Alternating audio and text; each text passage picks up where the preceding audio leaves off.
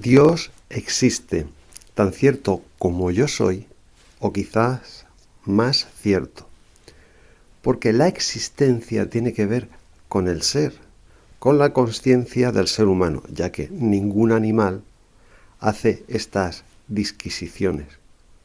Los animales no hacen poesía, ni filosofía, ni reflexiones, ni ciencia, ni cambian significativamente su entorno, sino que hay una adaptación al medio.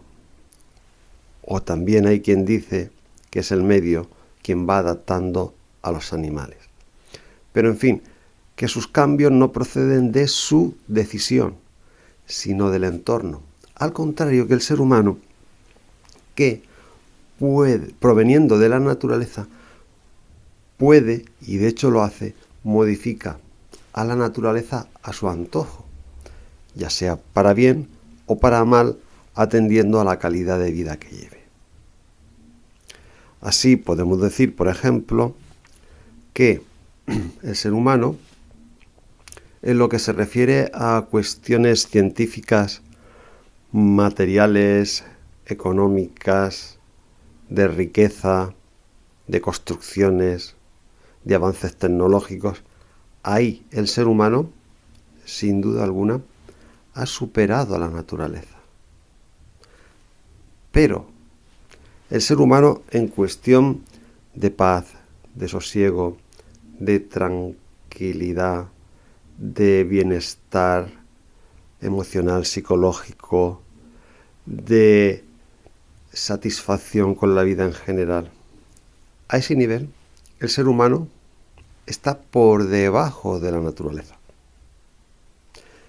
Esto lo sabemos gracias a los estudios científicos, comparando a nuestra civilización con las civilizaciones más en contacto con la naturaleza, las civilizaciones de los cazadores recolectores, las tribus que están por el mundo diseminadas y que no han tenido contacto o han tenido muy poco contacto con la cultura que nosotros llamamos moderna o nuestra cultura occidental, oriental, pero que vamos, una cultura muy avanzada tecnológicamente. En la comparación de estas dos realidades se sabe que mientras en nuestra cultura civilización, en este mundo globalizado, el pesimismo, la tristeza, la depresión, la angustia, la rabia, todo eso abunda mucho. En estas tribus que están más en contacto con la naturaleza, no existe. No existen ni siquiera palabras para hablar de depresión, de esquizofrenia, de enfermedades mentales como angustia, tristeza. Todo esto no existe en las tribus. Y esto no es que lo haya puntualizado un antropólogo, sino que lo han estudiado mucho, ya desde una antropóloga que se la cuestionó muchísimo, pero solamente se la empezó a cuestionar cuando murió. Mientras ella vivió, nadie cuestionó su trabajo. Me refiero a Margaret Mead, que tiene muchos estudios antropológicos de culturas comparando nuestra civilización con las tribus, y dice que había patologías, enfermedades psicológicas, de angustia y tal, que tenemos en Occidente, pero que no están en las tribus. Luego ha habido muchísimos, y hoy sigue habiendo muchos antropólogos que siguen corroborando, afirmando esta tesis. Por ejemplo, Francisco Giner Abatí, que es un antropólogo español que lleva más de 30 años viviendo en África. O sea que ha estado 30 años, según él dice, 30 años viviendo en África. Es un hombre ya mayor y ha estado mucho tiempo conviviendo con estas tribus. Y lo confirma. Estas tribus no tienen palabras para designar las enfermedades mentales que nosotros tenemos: tristeza, angustia, depresión. ¿Vale? Bien, pues aquí vemos claro que nuestra cultura civilización puede, en general, ir por encima de la naturaleza, superarla, pero en nuestras cuestiones puede ir por bajo. Claro, aquí estoy hablando de forma general. Siempre habrá gente en nuestra sociedad que no esté nada deprimida, ni triste, y que esté muy satisfecha y todo eso. Estoy hablando de planteamientos generales. Porque luego hay gente que es capaz de desconectar de su entorno y llevar una vida realmente en plenitud. Pero lo común de la sociedad nuestra, y Ginés Abati, el antropólogo español lo dice, estamos en una sociedad enferma. Otra cosa que haya gente que no se contagie, pero psicológicamente estamos en una sociedad enferma. Y esto es estar por debajo de la naturaleza. Entendiendo estar por arriba o por abajo cuando nos referimos a estados de salud, de bienestar en general. Bien, pues teniendo en cuenta todo esto, hay que decir que más allá del mero planteamiento físico, material o psicológico, más allá de esto, hay más cosas. Porque si solamente atendemos a la mente, a lo psicológico y a la materia, al cuerpo, nos faltan piezas en el puzzle.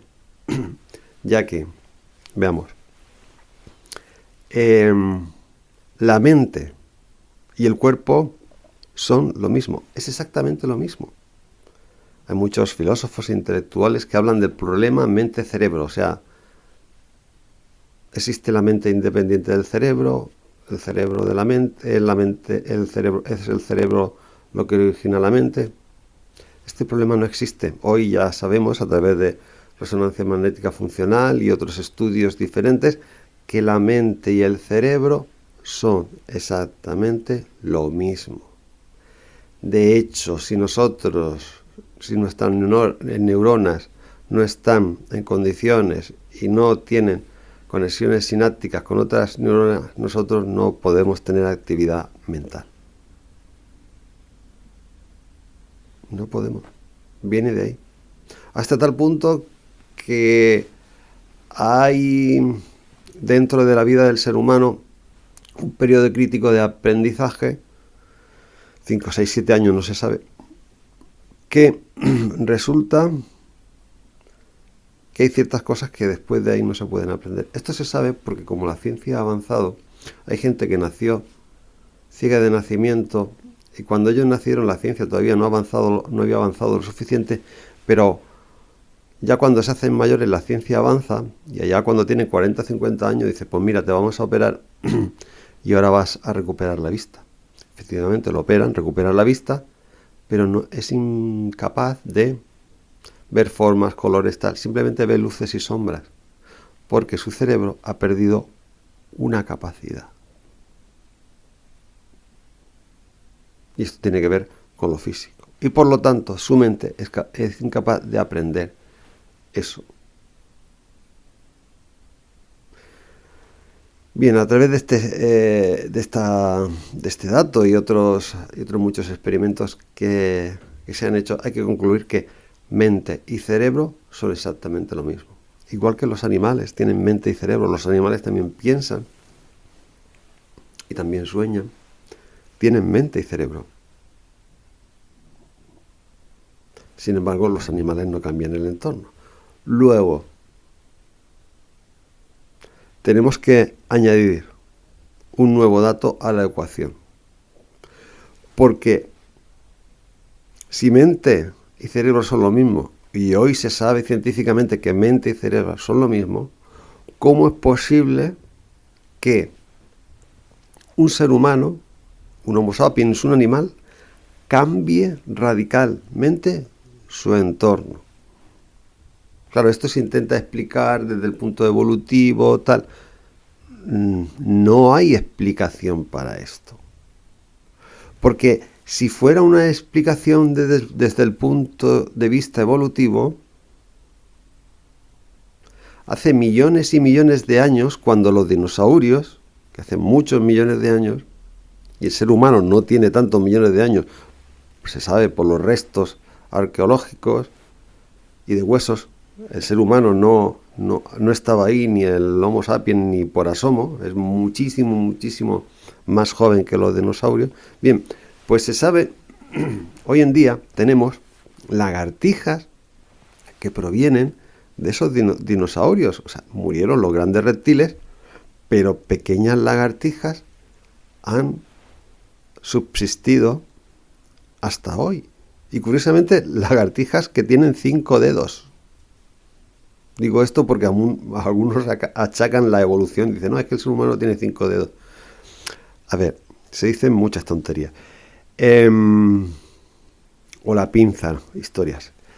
A ver, si en tantos millones de años una lagartija no ha conseguido nada referente a transformar su entorno, ¿cómo es posible el ser humano, que solo tiene unos pocos años, haya sido capaz de hacer todo lo que ha hecho referente al cambio de la naturaleza?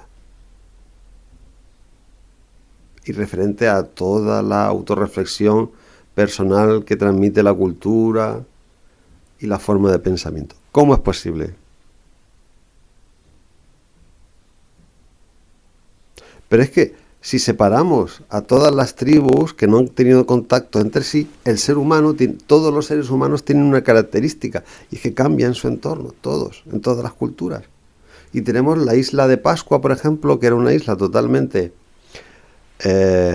valga la redundancia, aislada.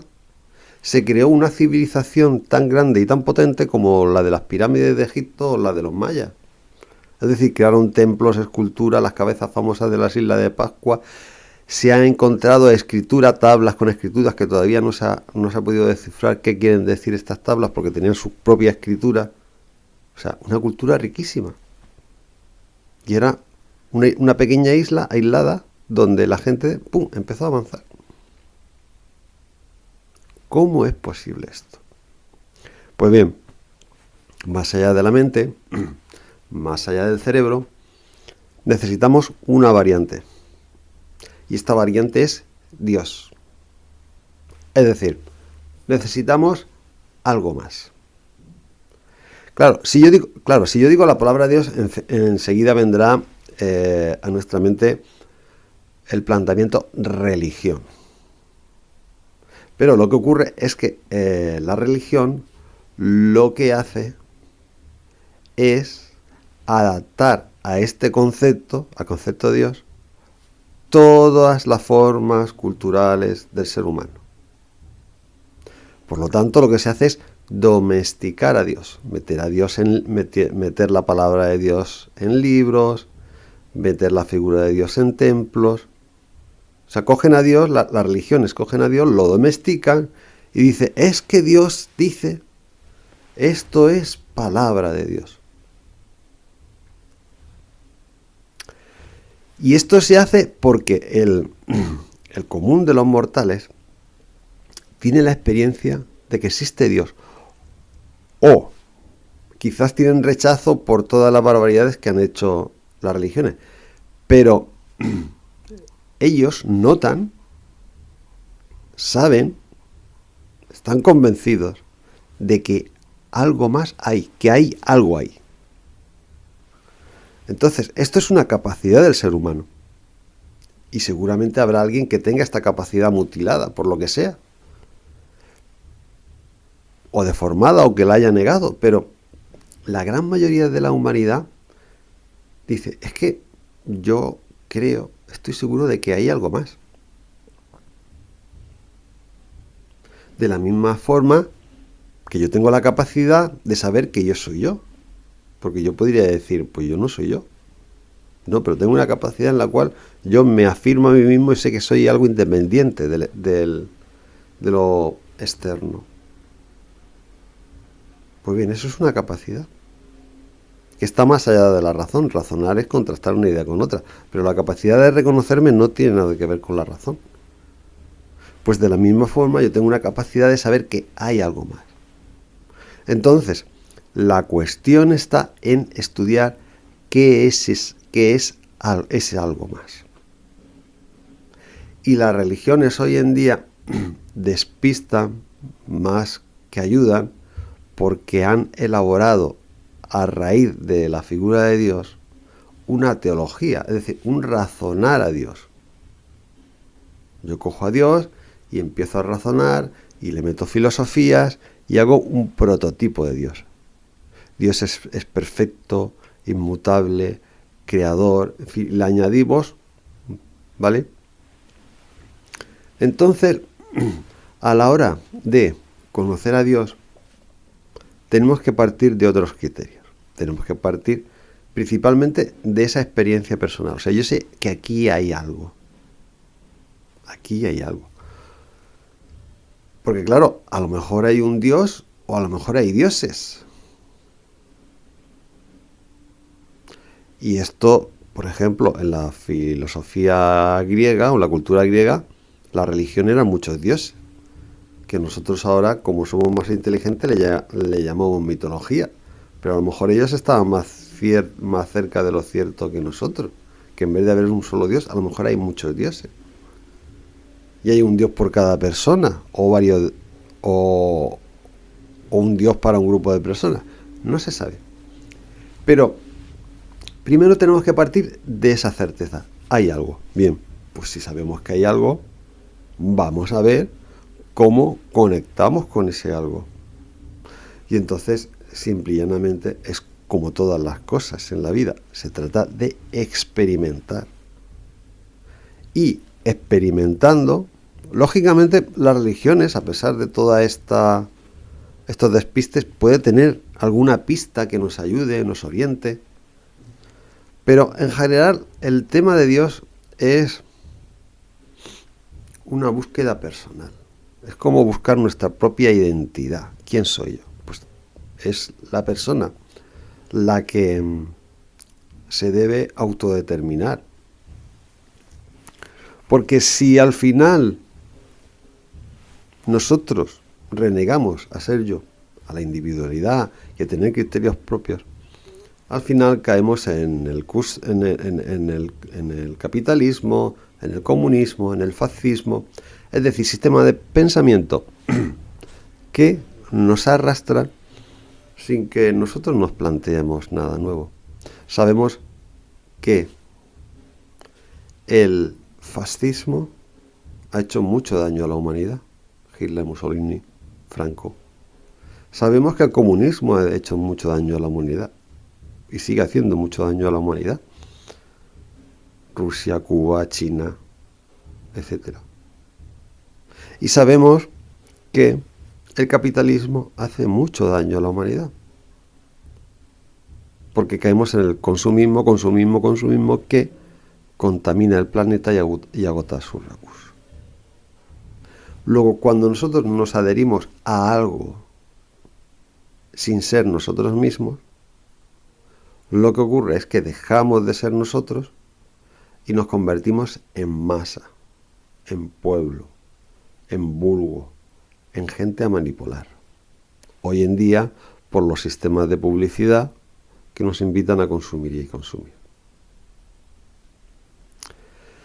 Y lo mismo ocurre con Dios en las religiones, es decir, pues la tendencia es, pues tú tienes ahí algo, que sabes que hay algo, pues te vas a una religión, te metes y haces caso a lo que te digan.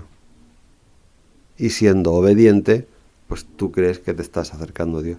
Pero en la experiencia te das cuenta que todos son problemas. Lo que pasa es que la religión, los religiosos, como no son tontos, pues te dicen, no, es que esta vida es una mierda, pero cuando te mueras vas a tener una vida mejor. Pues no. Si tienes una vida de mierda aquí, te extinguirás en el polvo cuando mueras o irás al infierno directamente. O sea, eso tiene mucha lógica.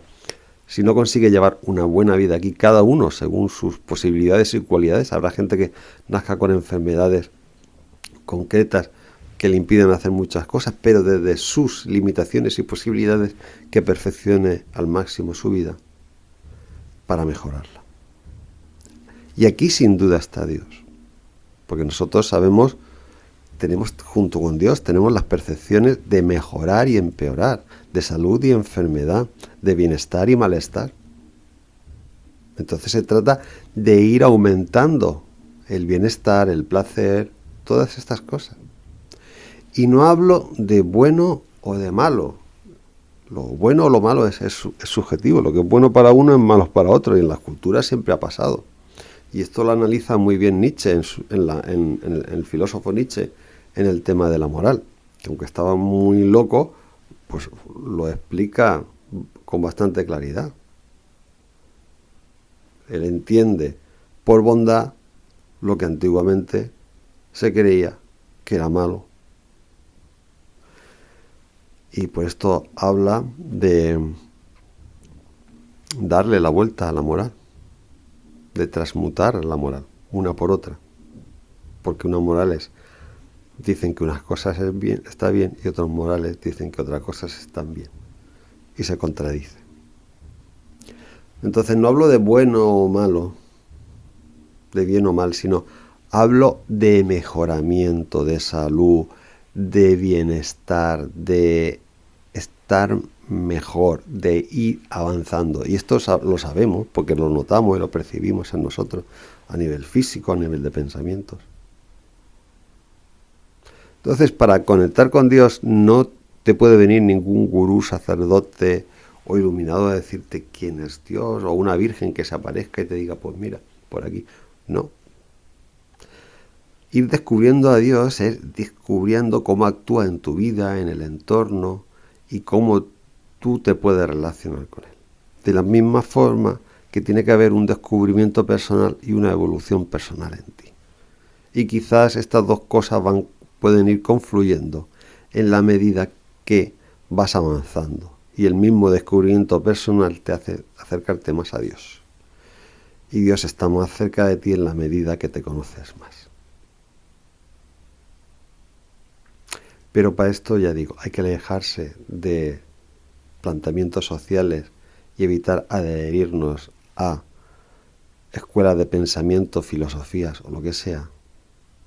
Y también alejarnos de religiones dogmáticas donde nos dicen realmente quién es Dios, cómo es Dios y lo que quiere de nosotros. Concluyendo, que Dios está por descubrir. Y si alguno de vosotros cree que hay algo, eso es lo más maravilloso que tiene y vale la pena dedicarle tiempo, porque el tiempo es así, se acaba, pero cuando pensamos en una cosa no pensamos en otra, cuando hacemos una cosa no estamos haciendo otra. Entonces se trata de dedicarle tiempo al tema de Dios o de los dioses. Porque si Dios es tan potente que incluso después de que muramos podemos tener otra vida, yo creo que vale la pena investigar el tema y profundizar en el tema, porque la vida ya sabemos que es cortica y se acaba. Entonces, yo creo que vale la pena, porque no tiene sentido que nosotros tengamos esa percepción. Yo sé que Dios existe, yo sé que hay algo, y sin embargo no le prestemos atención. Si es lo más valioso que tienes, la percepción más valiosa que tienes, y no la desarrollas, es muy absurdo. O si la desarrollas erróneamente, dejando que una religión, una sociedad te diga lo que tienes que hacer, pues también es un error. Porque si Dios quisiera sociedades, no habría creado la individualidad. Es decir, si tú naces y te percibes a ti mismo y tienes la percepción de Dios, y esto reniegas de ello para adherirte a las normas de una iglesia, no tiene sentido. Porque si Dios quisiera eso, nos hubiera hecho seres sociales y ya está. No hubiera creado la capacidad de sentir que yo soy yo y que puedo ser libre e independiente. Estaríamos todos en sociedad. Así de simple. Si Dios nos ha dado una personalidad concreta a cada uno, es para que nosotros la desarrollemos.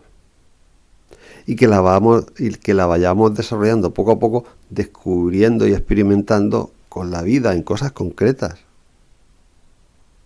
Hasta que vayamos avanzando en este conocimiento de Dios, porque quizás Dios quiere que seamos creativos y creadores.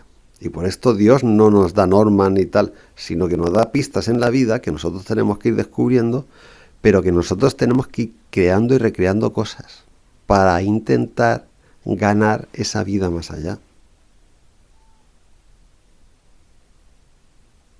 Si Dios se manifestara, como dicen algunos que se manifiesta a través de la palabra de Dios dentro de libros, y que en esos libros se recoge lo que Dios dijo a ciertos profetas, esto no tiene ningún sentido.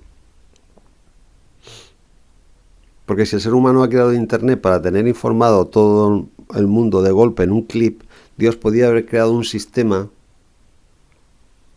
para decirnos en cada momento lo que queramos, lo que Él quiere que hagamos. Un sistema, pum, oye, haz esto, haz lo otro. Pero es que resulta que Dios, por la evidencia, sabemos que no se manifiesta así.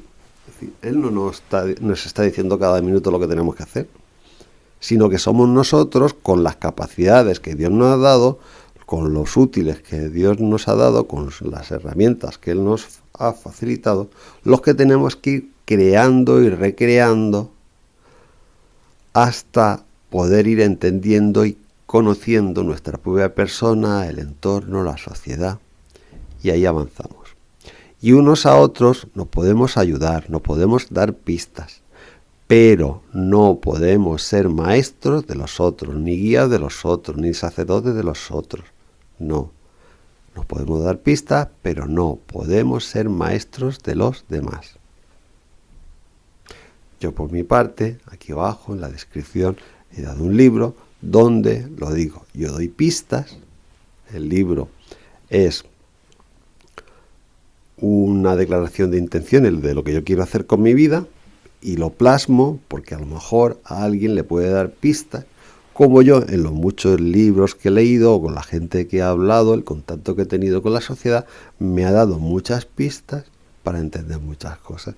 Pero al final es cada persona la que tiene que autodenominarse, autoafirmarse y autocrear muchas cosas que todavía están por crear.